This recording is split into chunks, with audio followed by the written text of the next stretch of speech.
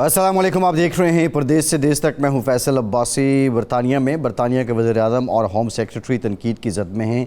तमाम तर एलानात के बावजूद, तमाम तर हरबों के बावजूद जो चैनल क्रॉसिंग है वो नहीं रुक सकी है और हज़ारों अफराद इंग्लिश चैनल के ज़रिए फ़्रांस से बरतानिया में दाखिल हो रहे हैं। गुज़श्ता 5 माह के अगर आदाद शुमार देखें तो 20,000 लोग बरतानिया में चैनल क्रॉसिंग के ज़रिए दाखिल हो चुके हैं और ये लोग अपनी ज़िंदगी जोखों में डालते हैं। अपनी जान जोखों में डालने के बाद समंदर के रास्ते बरतानिया पहुंचते हैं और यहाँ पर फिर सियासी पनाह की दरख्वास्तें देते हैं।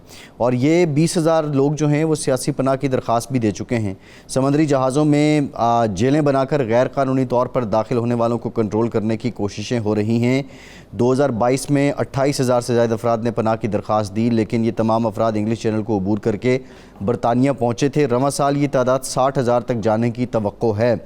कश्ती के ज़रिए फ़्रांस से इंग्लिश चैनल को अबूर करने की कोशिश में बरतानिया बॉर्डर फोर्स इंग्लिश चैनल की छोटी कश्तियों के ज़रिए अबूर करने की कोशिश को नाकाम बनाने के लिए जो जहाज़ भेजती है, लेकिन वो ख़तरात में गिरे हुए लोगों को बचाने के सिवा कुछ भी नहीं कर सकता है। और इसी तरह रवां फ़्रांस ने तारकीन वतन के इंग्लिश चैनल को अबूर करने की कोशिशों को नाकाम बनाने की गर्ज से 9.3 मिलियन पाउंड के आलात और 100 गाड़ियाँ देने का ऐलान किया है। और इस साजो सामान में साहिल समंदर पर चलने के काबिल जो क्वाड बाइक है और दीगर जो कश्तियां हैं वो भी ख़रीदी गई हैं। इस बजट के बावजूद, इतने अखराजात के बावजूद इन लोगों की तादाद कम नहीं हो पा रही है और ये रकम जो है वो साहिल पर पुलिस के गश्त को बढ़ाने और जो फ़ज़ा से तारकीन वतन के ग्रुपों में नज़र रखने और बंदरगाहों पर सिक्योरिटी को बढ़ाने के लिए दी जा रही है। अब उस ग्रांट में जो मज़ीद इजाफ़ा है और जो बरतानिया ने फ़्रांस से वादा किया है वो 54 मिलियन पाउंड देने का है। अब इतने अखराजात हो रहे हैं, लेकिन इस सब के बावजूद ये सिलसिला रुक नहीं पा रहा है।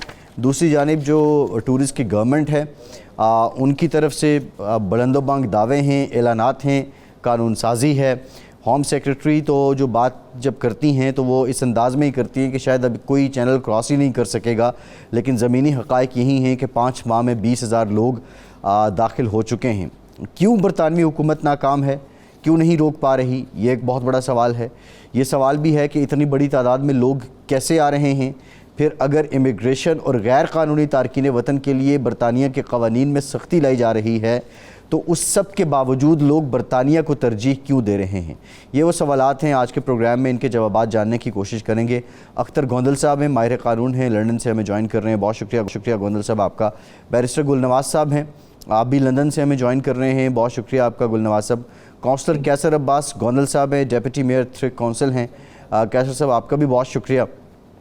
और वहीदुर रहमान साहब जो हैं वो इमिग्रेशन सॉलिसिटर हैं, हम कोशिश करेंगे कि उनसे भी रब्ता कर सकें। सबसे पहले मैं बैरिस्टर गुलनवाज साहब आपकी तरफ आऊँगा। ये बताइएगा कि इतने इक़दामात, इतने बुलंदोबांग दावे, लेकिन 5 माह में, अगर 5 माह को हम देखें तो 150 दिनों में 20,000 लोग बरतानिया में दाखिल हो गए, तो ये क्यों नहीं रोक पा रही बरतानवी हुकूमत? इसमें ना थैंक यू वेरी मच जी, बहुत शुक्रिया आपका। चूँकि एक बड़ा सिचुएशन है, स्पेशली अभी ये जो रिसेंटली 6 डेथ हुई हैं इंग्लिश चैनल में, उससे चीज़ें काफ़ी ट्रिगर हुई हैं और यहाँ पे जो मेजर जो मेन मीडिया है उसको काफ़ी ज़्यादा उसको हाईलाइट मिल रही है इस चीज़ को। स्पेशली जो वो एक इंसिडेंट हुआ था ग्रीस के पास, तो उसके बाद ज़्यादा चीज़ें जो है ना वो जो ह्यूमन राइट्स ऑर्गेनाइजेशंस है वो काफ़ी ज़्यादा इस चीज़ को सीरियस लेती हैं। अच्छा, 2-3 चीज़ें हमें इसको अंडरस्टैंड करना होगा। ये बात दुरुस्त है कि जो कंट्रोल है इमिग्रेशन का वो एक प्रायोरिटी होती है किसी भी गवर्नमेंट की, और इसके साथ 2-3 फैक्ट हैं कि एक तो जो इंग्लिश चैनल है बिटवीन फ्रांस एंड यूके, ये दुनिया का वर्ल्ड का सबसे ज़्यादा बिजिएस्ट चैनल है जिसमें शिप्स जाते हैं। इसमें 200 जो है शिप रोज़ाना क्रॉस करते हैं इस चैनल के अंदर, 200 से ज़्यादा, ठीक है जी। और उसमें जो ऑयल टैंकर हैं वो हंड्रेड्स के अलावा इसके अलावा हैं जो ऑयल टैंकर हैं। अब इतने ज़्यादा शिप्स को हर एक को चेक करना, हर एक को उसको वेरीफाई करना क्वाइट चैलेंजिंग है। फिर एक एरिया भी इस किस्म का है जो कि उसमें काफ़ी उसके लिए, तो इन ग्राउंड रियलिटीज़ को भी देखना होगा। अब गवर्नमेंट इसके ऊपर जो है वो पूरी तरह से कोशिश कर रही है, न्यू पॉलिसीज़ बन रही हैं इसके ऊपर। एक अभी रिसेंट जो पॉलिसी आई है जुलाई 2023 के अंदर पॉलिसी आई है, उसमें मतलब कुछ बड़ी बेसिक चीज़ें जो है ना उसके अंदर वो एड्रेस की गई हैं, वो मैं आपके साथ शेयर करूँगा लेटर ऑन।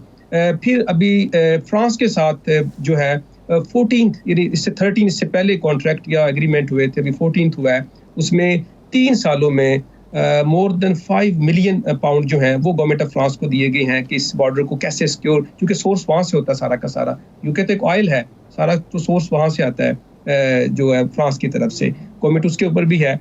और थर्ड जो चीज़ थी, बड़ा वो कंट्रोवर्शियल हो गया था रुवांडा का, कि ऐसे इमिग्रेंट्स जो इंग्लिश चैनल के थ्रू आते हैं, इलीगल इमिग्रेंट्स हैं, तो उनका जो ट्रायल है या जो उनको जो भी आगे से वो क्लेम करना चाहते हैं, तो उसकी यूके में नहीं बल्कि उनको स्ट्रेट वे रुवांडा में शिफ्ट किया जाएगा और वहाँ पे उनकी जो भी वो लीगल प्रोसेस या करवाना चाहते हैं या अपनी बात बताना चाहते हैं, रुवांडा के अंदर करेंगे। रुवांडा एक कंट्री है, वो काफ़ी कंट्रोवर्शियल हो गया।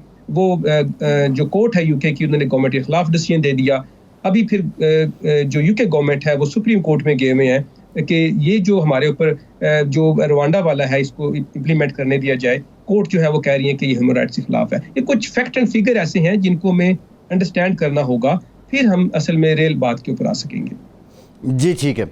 अच्छा गोंदल साहब, हमने रवांडा पॉलिसी पे भी बड़ी डिटेल डिस्कशन की है और वो पॉलिसी, वो ऐलानात, उस पर तो उल्टा बरतानिया पे तनकीद हुई। जो ह्यूमन राइट वॉच डॉग्स हैं या इमिग्रेशन वॉच डॉग्स हैं, उन्होंने बड़ा क्रिटिसिज्म भी किया। लेकिन मामला ये है कि इतनी सख्तियों के बावजूद 5 महीनों में 20,000 लोग यहाँ पे आ गए हैं। अब अगर आपके इल्म में हो तो आप हमारे व्यूअर्स के साथ शेयर कीजिए कि जो शिप जब एंकर करता है बैंक के साथ तो उसके बाद हालात क्या होते हैं, वहाँ से निकलने वालों को कैसे चेक किया जाता है, और अगर किसी ने बरतानवी ज़मीन पे कदम रख लिया है तो क्या उसको वापस भेजा नहीं जा सकता, इस पे कानून क्या है और मारूजी हालात क्या हैं? जी thank you very much Abbasi साहब। ये जो चैनल क्रॉसिंग है ये एक लॉन्ग स्टैंडिंग इशू है। It goes back at least 20 years जब से ये ज़्यादा हाईलाइट हुआ है, और फिर उसके बाद जितनी इसमें डेथ्स हुई हैं उसके बाद ज़्यादा फिर ये हार्ट इशू बन गया है। गवर्नमेंट, जो भी गवर्नमेंट आती है वो अपनी सारी कोशिशें करती है और ड्रास्टिक मेजर्स भी लाती है इसको कंट्रोल करने के लिए, लेकिन ये कंट्रोल नहीं हो पा रहा। और जो अभी होम सेक्रेटरी है उसने तो जो उसके मेजर्स हैं वो तो एंटी ह्यूमन राइट्स हैं और एंड दे आर इनह्यूमन। मेरे ख्याल में गवर्नमेंट जो है, जैसे कि आपने कहा कि जब एक बंदा जो है वो चैनल के अंदर आ जाता है, जो इनके जहाज हैं वो तो उसको मदद ही कर सकते हैं, उसको रोक तो नहीं सकते, ज़ाहिर बात है उनको रेस्क्यू करना होता है। मेरे ख्याल में जो जहाँ से ये बंदे डिपार्ट करते हैं, बोर्ड ऑन बोर्ड होते हैं, वहाँ से इनको अगर रोका जाए तो दैट कुड बी इफेक्टिव। और इसके लिए जो यूके गवर्नमेंट फ्रेंच गवर्नमेंट के साथ अपने एग्रीमेंट कर रही है या किए हुए हैं, उनको ज़्यादा इफेक्टिव बनाने की जरूरत है।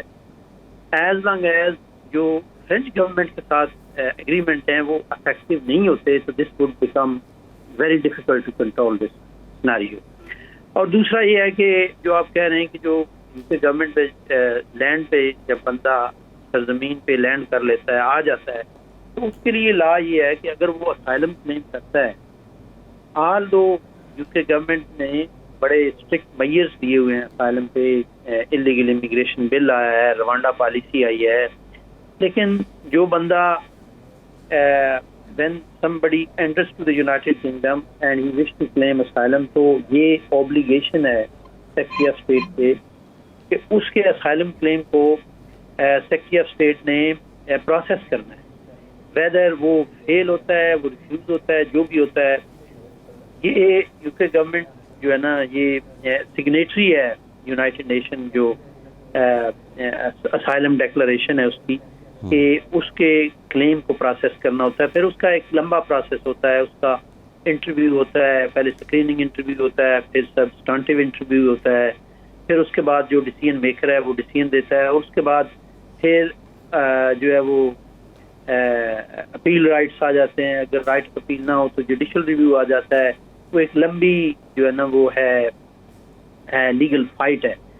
तो गवर्नमेंट जो है जो ये इलीगल इमिग्रेशन बिल आए हैं उसमें ये है कि कोई भी बंदा जो है अगर असाइलम क्लेम करता है तो उसको 28 डेज के लिए गवर्नमेंट होल्ड करेगी, एंड विद इन 28 डेज उसके क्लेम को डिसाइड करके उसको वापस भेज दिया जाएगा, या उसके अपने मुल्क में या third world safe country. And third world safe country they are calling Rwanda. Which is not third world safe country as compare to United Kingdom, और उसको बेल के राइट्स भी नहीं होंगे। तो this is anti human rights जो काफ़ी तनकीद की जद में है। और जो secretary of state, current secretary of state है सुएला ब्रेवरमैन, की जितनी भी पॉलिसीज हैं they are under heavy criticism in the United Kingdom and in the world. जैसे कि वो she wanted to pull out UK from the human rights treaty, she wanted to reform the international asylum system जो उसने अभी last Tuesday Washington DC में speech की है, उसमें उसने कहा है कि ये जो असाइलम इंटरनेशनल असाइलम सिस्टम है ये सारा रिफॉर्म होने की जरूरत है।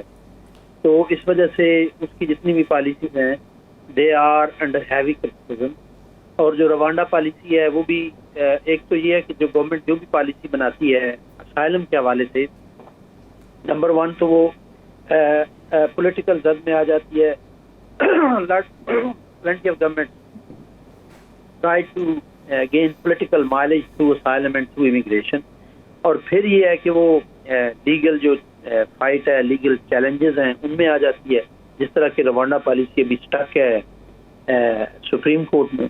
इसी तरह जो इलीगल इमिग्रेशन बिल है ये भी जब इम्प्लीमेंट फुली होगा इस पे भी लीगल चैलेंजेस आएंगे। जो अफेक्टीज हैं, जो एप्लीकेंट्स हैं वो कोर्ट्स में जाएंगे, इसको चैलेंज करेंगे। पहले ये हैवी क्रिटिसिज्म में है। तो मेरे ख्याल में जो मैं बात कर रहा हूँ इंग्लिश चैनल को कंट्रोल करने के लिए, जो मेरी रिकमेंडेशंस हैं वो ये हैं कि जो यूके गवर्नमेंट है उसने जो भी ट्रीटी साइन की हैं फ्रेंच गवर्नमेंट के साथ, क्योंकि ये सारे लोग फ्रांस से ऑन बोर्ड होते हैं, उनको ज़्यादा इफेक्टिव बनाने की जरूरत है। Otherwise it is very difficult. जी ठीक है। अच्छा कैसर अब्बास साहब, अब मामला ये है कि इसमें पॉलिटिकल माइलेज ज़्यादा है या ये वाक़तन एक बहुत मुश्किल काम है और बरतानवी हुकूमत की कोशिश बहुत संजीदा है, लेकिन ज़ाहिर ब्रेग्जिट के बाद अब यूरोपीय यूनियन का आप हिस्सा भी नहीं हैं, तो शायद आप फ्रांस को या दीगर ममालिक जिनकी सरहदें मिलती हैं उनको पाबंद नहीं कर पा रहे हैं। जी अस्सलाम वालेकुम, बहुत बहुत शुक्रिया। पहला हिस्सा तो काफ़ी चीज़ें मैंने मिस कर दी हैं।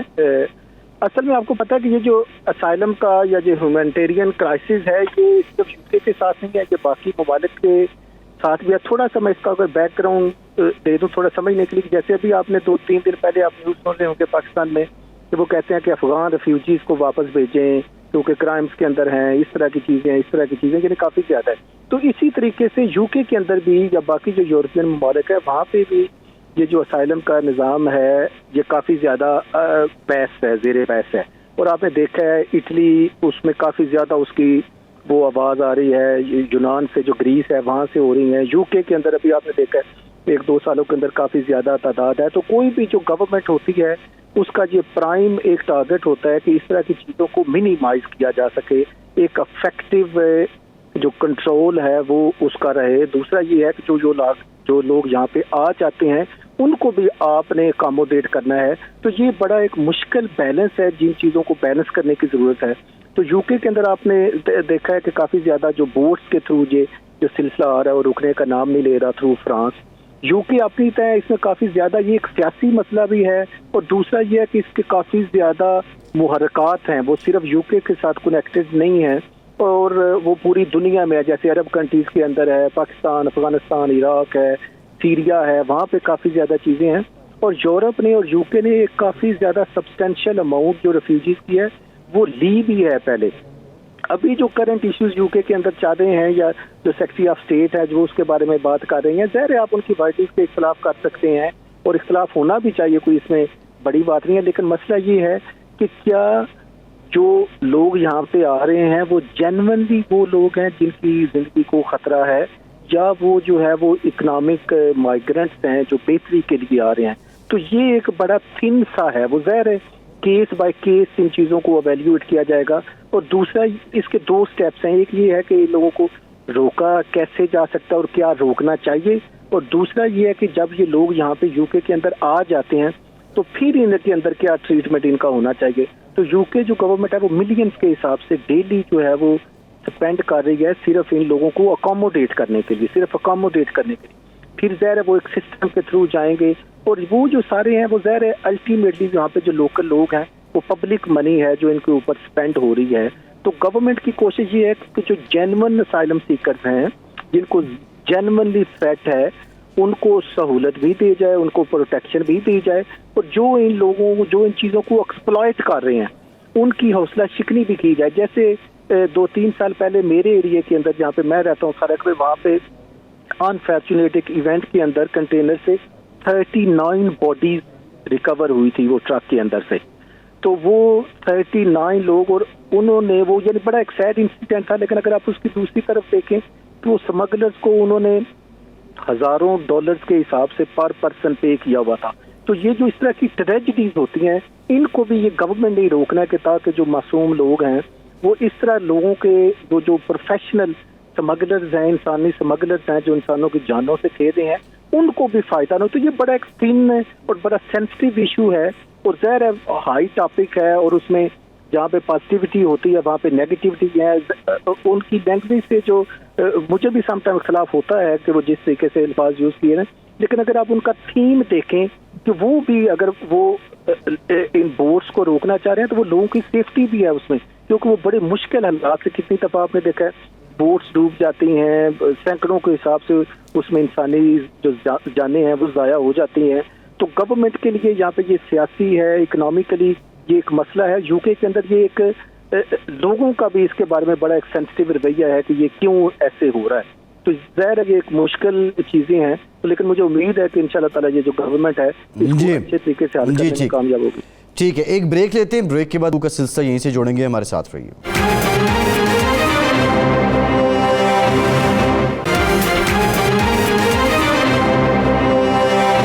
ब्रेक के बाद एक बार फिर से आपका खैर मकदम करते हैं। बैरिस्टर गुलनवाज साहब, सवाल ये है कि एक जानिब तो ज़ाहिर है कि अखराजात होते हैं इन लोगों पे, एक अंदाजे के मुताबिक 6 million pound per day expense है जो असाइलम सीकर हैं उनको गवर्नमेंट से अकोमोडेशन की मद में दे रही है। ये अखराजात तो बहुत ज़्यादा हैं, लेकिन दूसरा पहलू ये भी है कि हमने देखा कि ब्रेग्जिट के बाद जो फ्रंट लाइन वर्कर्स हैं या स्ट्रीट वर्कर्स हैं या इवन लेबर पेशा जो प्रोफेशंस हैं, उसमें काफ़ी ज़्यादा ज़रूरत थी लोगों की, मैन पावर की, ह्यूमन रिसोर्स की। लॉरी ड्राइवर्स नहीं थे, बुचर्स की अभी भी ज़रूरत है। तो इन लोगों को प्रॉपरली एक धारे में लाकर यूटिलाइज़ क्यों नहीं किया जाता? इनको टैक्स पेयर क्यों नहीं बना दिया जाता बजाय इसके कि ये लाइबिलिटी ही बने रहें? जी आपका क्वेश्चन आई अंडरस्टैंड दैट। अब इसमें किस तरह से होता है कि जो आपने पहले जिक्र किया कि यहाँ पे एक शॉर्टेज हो गई लेबर की आफ्टर ब्रेक्सिट, पोस्ट ब्रेक्सिट हम कह लेते हैं, उसमें हेल्थ केयर की शॉर्टेज अभी भी चल रही है, स्टिल शॉर्ट ऑक्यूपेशन लिस्ट के अंदर है। बिल्डिंग वर्कर जो है वो स्टिल शॉर्टेज ऑक्यूपेशन लिस्ट के अंदर है। सेम टाइम इससे पहले ड्राइवर का आपने अपनी रिसेंटली बताया, वो एक क्राइसिस आए थे उस टाइम, हर चीज़ ही स्टक हो गई थी। तो अब जितने भी वो है ना, वो एक प्रॉपर सिस्टम के थ्रू आते हैं। वो कौन है, कहाँ से आए हैं, उनकी क्वालिफिकेशन क्या है, उनका इंग्लिश स्टैंडर्ड क्या है, वो उस जॉब के लिए कंपैटिबल है कि नहीं है, वो सारा एक प्रॉपर स्क्रूटनी के थ्रू होता है। फिर जिनके पास आते हैं, जो स्पॉन्सर करते हैं, उनकी पहले स्क्रूटनी हो चुकी होती है, तब वो स्पॉन्सर कर पाते हैं। हर कंपनी स्पॉन्सर नहीं कर पाती, उनके लिए स्किल्ड वर्कर लाइसेंस होना ज़रूरी है।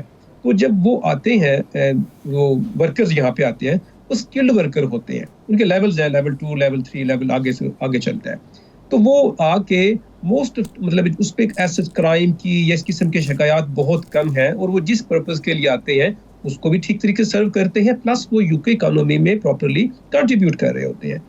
अब अगर हम कंपैरिजन करें कि ये जो इमिग्रेंट्स आ रहे हैं, अब इनके दो है, कुछ इकोनॉमिक माइग्रेंट होते हैं, कुछ वाकई ही जो है वो विक्टिम होते हैं किसी भी सिनारियो में, वो पॉलिटिकल विक्टिम हो सकते हैं या कोई और उनका कोई इशू हो सकता है। फर्स्ट ऑफ ऑल तो आइडेंटिफिकेशन करना है कि ये जो आ रहे हैं ये कौन है, ये पॉलिटिकल विक्टिम है या इनको कोई क्राइसिस है, इकोनॉमिक माइग्रेंट है, एजुकेशन क्या है, वो स्किल्ड है नहीं है। किसी भी कंट्री में जब जाते हैं, इवन आप पाकिस्तान ले लें, तो फर्स्ट क्वेश्चन क्या होता है, हु यू आर, आपकी पहले आइडेंटिफिकेशन होती है। अब उसका एक प्रॉपर प्रोसीजर है, कोई आता है तो उसका बायोमेट्रिक होगा सबसे पहले, बायोमेट्रिक के बाद उसका पूछेंगे रीजन क्या आपके यहाँ पे आने की, वो जो भी बात बताता है उसके पास एविडेंस है नहीं है, ये डिपेंड करता है। अनलाइकली एविडेंस हो, जो बंदा जिस तरह से बोट में आ रहा है या जिस तरह से आ रहा है, तो एविडेंस वेरी अनलाइकली है वो प्रोड्यूस कर सके। फिर उसके बाद एक प्रोसीजर के थ्रू गुजरना होता है, उसमें से असाइलम स्क्रीनिंग इंटरव्यू है, फिर उसके बाद सब्सटेंटिव इंटरव्यू है, फिर डॉक्यूमेंट सपोर्ट, फिर उसके बाद नए स्पोर्ट्स की चीज़ें अगर रिफ्यूज़ हो जाता है, फिर फर्स्ट ईयर ट्राइब्यूनल, फिर अपर ट्राइब्यूनल और फिर जुडिशरी रिव्यू, एक पूरा प्रोसीजर उसमें 1 से 2 साल गुजरते हैं। तब जाके पता चलता है कि ये जो एप्लीकेंट है, ये सब्जेक्ट है, ये जो बात कर रहा है इसमें किस हद तक रियलिटी है। अब जो कि नंबर्स बहुत ज़्यादा होते हैं, वॉल्यूम बेस्ड चीज़ होती है, ऑफ कोर्स इस टाइम टेकिंग है। अब ऐसे में अर्ली स्टेज पे एक और चीज़ मैं यहाँ पे अर्ज़ करता चलूँ, अगर गवर्नमेंट की तरफ से डिले है और 1 साल तक असाइलम डिटरमिन नहीं हो सका, व्हाटएवर रीज़न गवर्नमेंट से, तो उस पे जो सब्जेक्ट है या वो एप्लीकेंट है, ये पर्सन है, वो गवर्नमेंट से राइट टू वर्क की परमिशन ले सकता है आफ्टर 1 ईयर, और परमिशन मोस्ट ऑफ टाइम दे दी जाती है, most of time short occupation list के अंदर। अब ये जो आ रहे हैं ना बोर्ड के थ्रू जो आ रहे हैं इंग्लिश चैनल से, इनके लिए डिफरेंट अरेंजमेंट किया गया है, इनके लिए डिफरेंट पॉलिसी अनाउंस की गई है। उस पॉलिसी में ये है कि इन लोगों को, ये जो बोर्ड के थ्रू आते हैं, इनकी कोई डॉक्यूमेंटेशन नहीं है, कोई अता पता नहीं है कौन है, कैसे है, किस तरह से हैं, तो इनके लिए ही जो रवांडा वाला जो आइडिया था या पॉलिसी थी वो लेके आए, और वो किसी वजह से अभी पेंडिंग है, वो कोर्ट में पेंडिंग है, सुप्रीम कोर्ट में गवर्नमेंट केस लेके चली गई है। तो लिहाजा एकदम से किसी भी एक माइग्रेंट को स्टेट वे सिस्टम में लेके आ जाना, उसको बैंक अकाउंट भी खुल रहा है और उसको यहाँ पे रेजिडेंस भी सारा कुछ, वो प्रैक्टिकल जो है ना, प्रैक्टिकली पॉसिबल नहीं होता। हाँ, जब उनको 1 साल हो जाता है यहाँ पे रहते हुए यूके में, चूंकि बेल हो जाती है 1 महीने 2 महीने के बाद, मोस्ट ऑफ टाइम देखा गया as far as they have reasonable claim, और वो जो क्लेम है उनका, वो अगर सर्टिफाई ना हो तो उनको सिस्टम में ले आते हैं, लेकिन 1 साल लगता है उसके लिए। अब अगर ऐसा नहीं करें, अब हम अगर दूसरी तरफ देखें, अब फॉर एग्जांपल हेल्थ केयर है, अब हेल्थ केयर वर्कर जो है वो जब आता है तो वो किसी एल्डरली पर्सन के या कोई ऐसा पर्सन के जिसको नीड है, अब उस बंदे को स्किल ही नहीं है, उसके पास नॉलेज ही नहीं है, उसके पास एक्सपीरियंस ही नहीं है, तो उसकी जान को खतरा बन जाएगा इस लिहाज से। तो लिहाजा इसको फौरी तौर पे स्विच करना मेरे ख्याल वो प्रैक्टिकल नहीं हो। जी बिल्कुल ठीक है, ये बात आपकी ठीक है कि गुलनवाज साहब, ये बात समझ में है जो आप बात कर रहे हैं कि ज़ाहिर नीम हकीम ख़तरा जान वाली बात है, लेकिन इस सब के बावजूद एक शिकवा, ये एक इम्प्रेशन ये भी है, और बरतानिया के शहरी ये बात कर रहे हैं कि जो यूक्रेन से इमिग्रेंट्स आ रहे हैं उनको बहुत ओवरवेलमिंग रिस्पांस दिया जा रहा है, और इवन जो अफ़गानिस्तान के लोग आ रहे हैं या दीगर सीरिया से आ रहे हैं, इराक से आ रहे हैं, उनके लिए वैसी शायद रेड कारपेट वॉल नहीं है। तो ब्रेक के बाद बात करते हैं कि क्या वाकई ये तज़ाद पाया जाता है। हमारे साथ रहिए।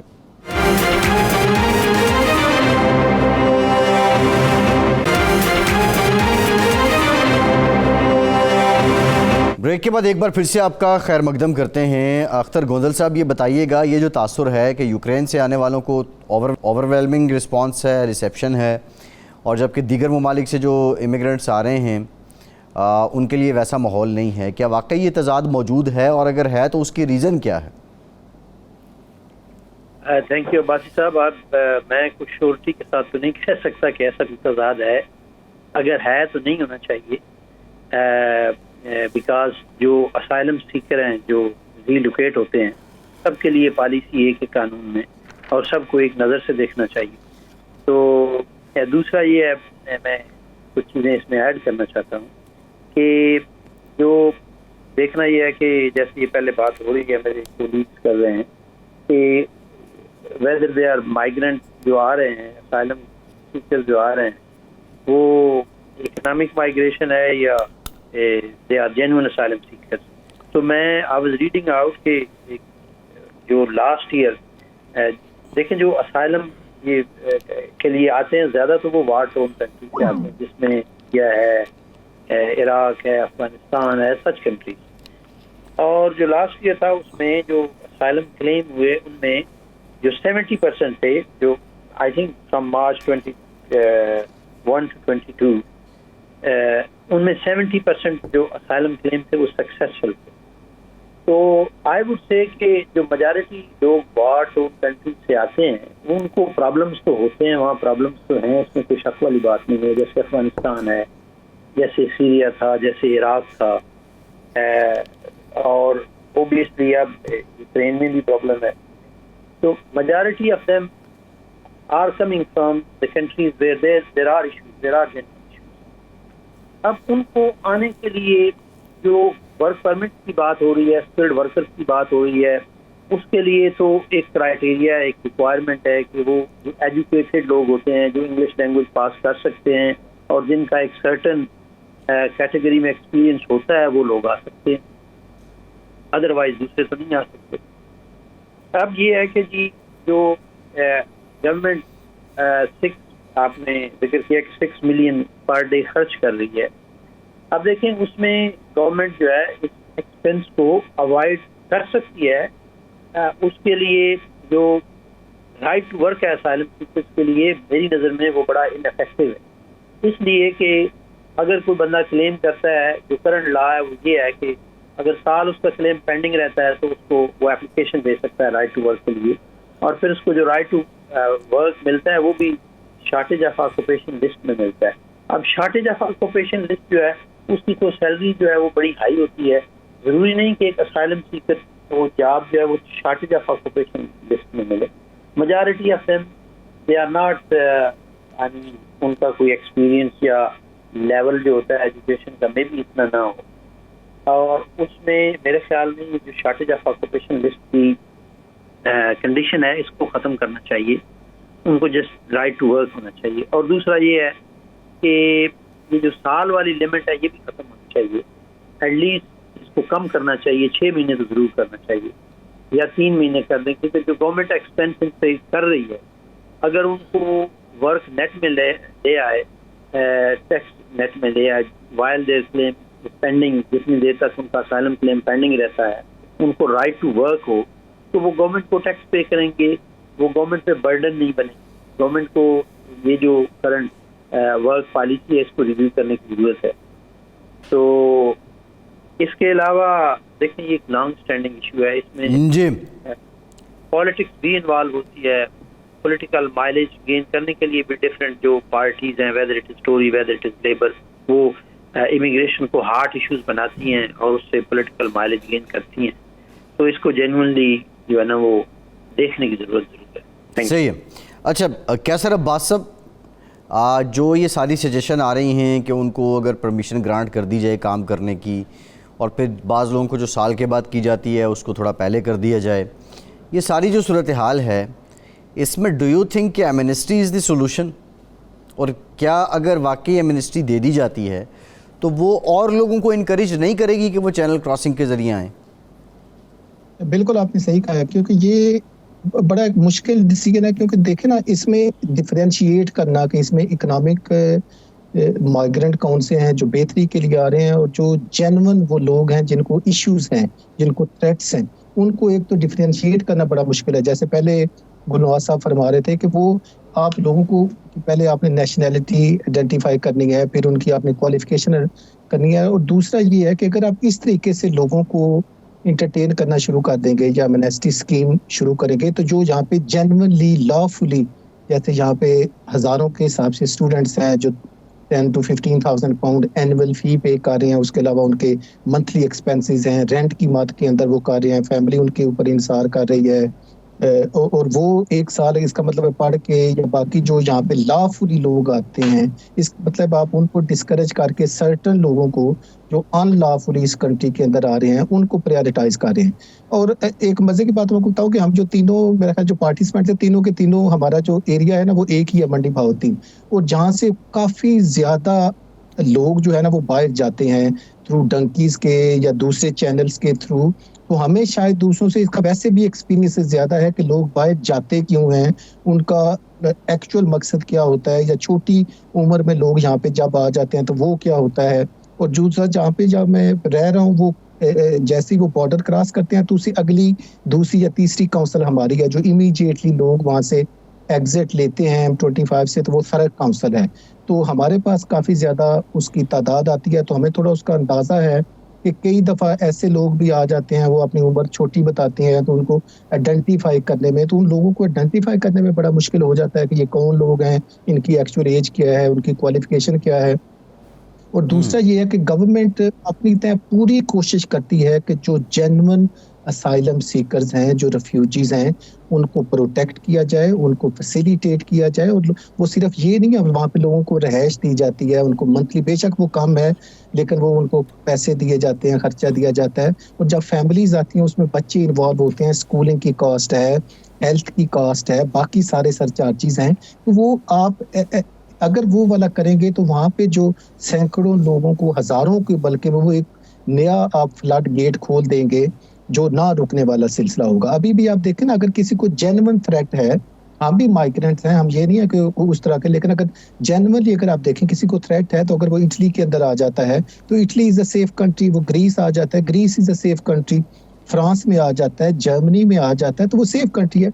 उनको फिर आगे अपनी जिंदगी को खतरे में डाल के बोट्स के थ्रू या हजारों पाउंड्स या डॉलर्स दे के वो बोट्स के, वो जो बड़ा डेंजरस एक रास्ता है और सैकड़ों लोगों की उसमें अमवात हो चुकी हैं, वो वाला जो लोग अच्छा, कैसे सब सवाल ये है, देखिए अब इसमें तो कोई दो राय नहीं है, बरतानिया की एक अपनी लेगेसी है, एक हिस्ट्री है, उनकी एक रॉयल हिस्ट्री है। लेकिन जिस तरह आपने कहा कि आप तीनों मंडी से हैं, एक शख्स जो पाकिस्तान से जाता है, सेंट्रल पंजाब से या नॉर्थ पंजाब से जाता है या कहीं से भी जाता है, अगर वो इटली में काम करता है उसको कितनी अपॉर्चुनिटीज़ हैं।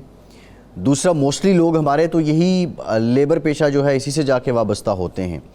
वाइट कॉलर जॉब तो ज़ाहिर है वो उस पर तो बहुत से क्राइटेरियाज़ हैं, क्वालिफ़िकेशन और मामलात हैं।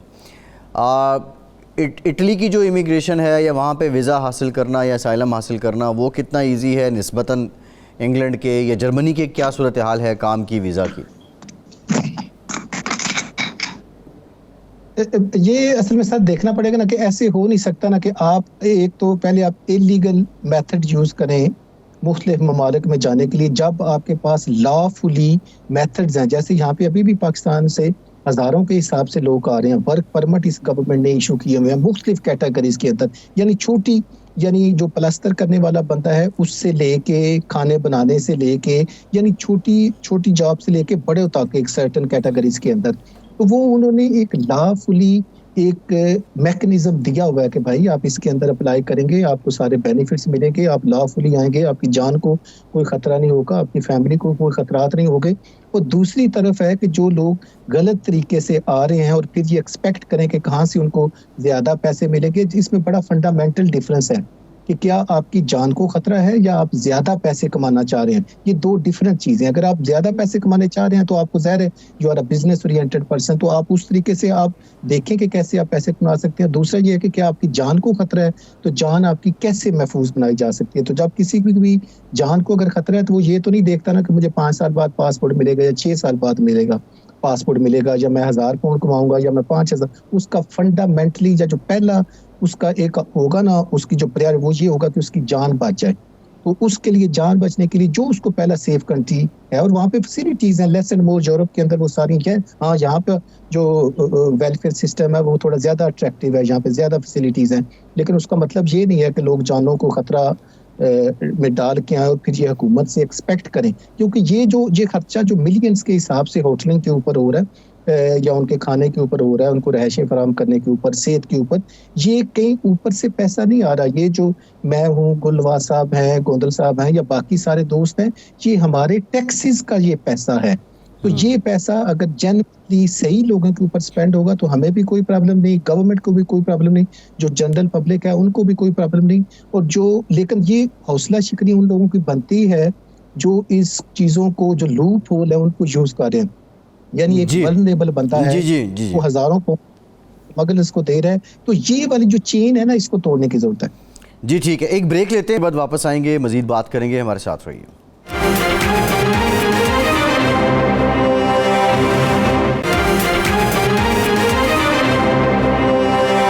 ब्रेक के बाद एक बार फिर से आपको वेलकम कहेंगे। बैरिस्टर गुलनवाज साहब, अभी यूनान कश्ती का वाक़या हमने देखा कि पाकिस्तानी बड़ी तादाद में थे, जान जोखों में डाली और फिर वो समंदर की नज़र हो गए।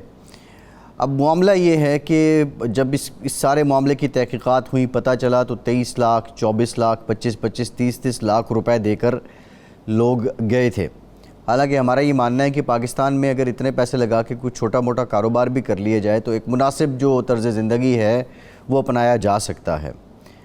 ये चाम क्या है जाने का, और फिर ये जो कल्चर है, लोग इतना रिस्क लेते हैं, वो मतलब ये बेखौफी क्यों है? और क्या ये इस बात पे एतमाद है कि जब हम यूरोप में या बरतानिया में दाखिल हो जाएंगे तो वहाँ पे हमें हर तरह का तहफ़्फ़ुज़ हासिल होगा? इसमें नंबर ऑफ फैक्टर्स हैं जी। ये एक जो माइग्रेशन है, ये एक ग्लोबल एक चैलेंज बना हुआ है इस टाइम। जैसे ग्लोबल वार्मिंग है चैलेंज है, तो इस तरह ग्लोबल माइग्रेशन भी चैलेंज बना हुआ है। ये इकोनॉमिक क्राइसिस होते हैं, इकोनॉमिक क्राइसिस के अलावा एक पॉलिटिकल डिसेबिलिटी होती है, इसके अलावा और डिफरेंट फैक्टर्स होते हैं, उसमें प्रोसिक्यूशन हो गया, उसमें बाकी पॉलिटिकल फैक्टर्स आ गए, तो नंबर ऑफ फैक्टर्स। अगर हम पाकिस्तान की हम बात लें, जो हमारा कंट्री, तो उसके लिहाज से वहाँ पे नंबर ऑफ इश्यूज हैं। अब बहुत ज़्यादा जो इमिग्रेंट्स वो गए वहाँ पे, जो इराक जब ये वार हुई, बहुत ज़्यादा लोग बाहर जो है ना गए उस टाइम। इसी तरह जब ये अफगानिस्तान वाले क्राइसिस आए, उस वक्त बहुत ज़्यादा लोग बाहर गए उसमें। अभी यूक्रेन जो है वहाँ पे क्राइसिस है। तो पाकिस्तान का जो मसला है वहाँ पे थोड़ा मोर कॉम्प्लिकेटेड सिचुएशन है। नंबर एक तो इकोनॉमिक क्राइसिस तो है, उसमें तो कोई सेकंड ओपिनियन नहीं हो सकती कि जो एक्सपेंसेस है, जो इनकम है, उसमें काफ़ी गैप आ गया है, स्पेशली उन लोगों का जो फिक्स्ड इनकम के ऊपर है, जिनके सोर्सेज कम है। एक तो ये इशू है। दूसरा, स्किल्ड जो लेबर है वहाँ पे, स्किल्ड लेवल है, वो उस लेवल उसके लिहाज से उनको मजदूरी या वो इनकम उनको नहीं मिलती, तो वो फिर कोशिश करते हैं। इस एग्जांपल देते हैं, एक लो स्किल एरिया है, कैब ड्राइवर आप कह लें। एक कैब ड्राइवर जो पाकिस्तान में कैब करता है 6 दिन हफ्ते में, वो तकरीबन कोई 60,000 रुपये शायद कमा लेता होगा, जस्ट एवरेज की बात हो रही है। वही कैब ड्राइवर जब दुबई में है, मिडल ईस्ट में, वही 6 दिन काम करता है, तो वो तकरीबन कोई पाकिस्तानी 3 लाख रुपए कमा लेगा इजीली। और वही कैब ड्राइवर जब यूरोप में होगा, स्पेशली यूके में अगर आप कह लें, और वो 6 दिन काम करता है, तो वो इजीली जो है वो 4,000 पाउंड से 5,000 पाउंड कमा लेगा। अब 4,000 पाउंड का मतलब है तकरीबन कोई 1 मिलियन रुपीज से ज्यादा, 12-13 लाख रुपए। अब सेम स्किल और सेम सेट ऑफ उसकी एक्सपर्टीज चाहिए। एक जगह पे वो 60,000 रुपये कमा रहा है और एक जगह पे वो 12 लाख रुपए कमा रहा है। तो एक तो ये जो गैप है बहुत, ये एक तो बंदों को मोटिवेट करता है कि जी हम, एक एग्जांपल दिए मैंने एक इसकी, ये लो स्किल आती है, किसी और स्किल में चले जाए, डॉक्टर को ले लें, अकाउंटेंट को ले लें, आप जो प्रोफेशनल लोग होते हैं, या गोल्ड स्मिथ को ले लें, या एक बिल्डर को ले लें, तो फर्क है बहुत ज्यादा लेबर की जो रेम्युनरेशन में बहुत ज्यादा फर्क है। वन। दूसरा जो होता है प्रोसिक्यूशन इशू है। प्रोसिक्यूशन लोग वहाँ पे उनको मुकदमात बन जाते हैं इस किस्म के, जिससे उनको निकलना पड़ता है। नेक्स्ट जो है वो इकोनॉमिक क्राइसिस, जो स्पेशली जो रिमोट एरियाज हैं, शहरों से, लाहौर से, कराची से या फैसलाबाद, ये जो बड़े मेजर सिटीज है, वहाँ से लोग डंक लगा के कम जाते हैं बाहर, कम सुनने में आया है। ज्यादातर जाते रिमोट एरिया से, जैसे मंडी बहाउद्दीन की बात कर रहे हैं, गुजरात की, या ये जो थोड़ा हटके जो है, तो वहाँ पे लेवल ऑफ स्किल है नहीं, कम स्किल है। जो टिपिकल एजुकेशन है, जैसे सिंपल ग्रेजुएशन होगी या मास्टर डिग्री होगी, वो कंपैटिबल नहीं रही। अभी जो रजीम चल रहा है इस वक्त, दुनिया का चीजें ट्रांसफॉर्म हुई हैं बहुत ज्यादा, और वहाँ पे इंडस्ट्रियल पोजीशन भी पाकिस्तान में या किसी बिजनेस भी नहीं। तो ये जो ये चीजें जो होती है ना, ये फोर्स करती हैं, उनके जो घर में जो हालात होते हैं वो उनको फिर फोर्स करते हैं। They don't care about result, they don't care about outcome. वो सिर्फ एक ही उनका टारगेट होता है, मुझे किसी तरीके अपने घर के या अपने हालात ठीक करने हैं। और ये जो चीज है, ये उनसे सारे काम हमारे पास टाइम कम है। मैं बिल्कुल दो शार्प क्वेश्चन है मेरे। गोंदल साहब, आप ये बता दें, ये जो असाइलम की कंप्लेनेंट्स हैं, जो क्लेम कर रहे हैं लोग, उनका बैकलॉग कब कम होगा? जी देखें, यही वजह है कि आप कह रहे थे कि यूरोप में लोग क्यों नहीं रुकते। वहाँ जो असाइलम सिस्टम है वो बड़ा इफेक्टिव है, वो असाइलम केसेस को जल्दी डिसाइड कर देते हैं।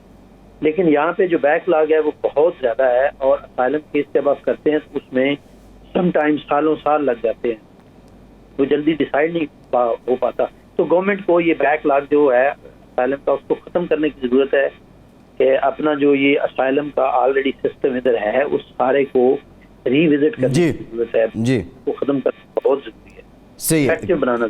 कैसर अब्बास साहब, ये बैकलॉग अगर कम हो जाए या ख़त्म हो जाए तो आप समझते हैं कि इतनी तगदो हुकूमत को नहीं करनी पड़ेगी? नहीं, असल में असाइलम बैकलॉग का मसला नहीं है, वो ज़ाहिर है, क्योंकि लोगों को जो रोकना है वो सबसे ज़्यादा, जब लोग रुकेंगे, असाइलम की तादाद कम होगी, तो फिर ये सिलसिला रुकेगा। फॉर एग्जाम्पल, अगर वो कर भी देते हैं, तो अगर हज़ारों के हिसाब से डेली नए लोग आ रहे हैं, तो उसको जो है ना, वो ज़ाहिर रोकना बड़ा मुश्किल होगा उस बैकलॉग को, क्योंकि एक साइड पर नंबर है उन्होंने जो रखे हुए हैं। जब हज़ारों अचानक लोग आ जाए तो बड़ा मुश्किल हो जाता है।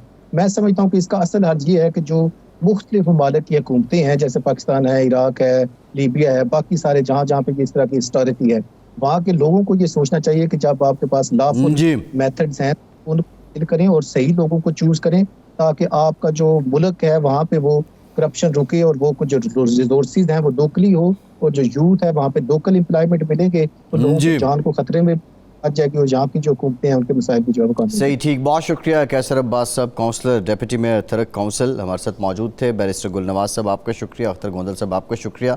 अपना फीडबैक ज़रूर दीजिएगा। फैसल अब्बासी को इजाज़त दीजिए।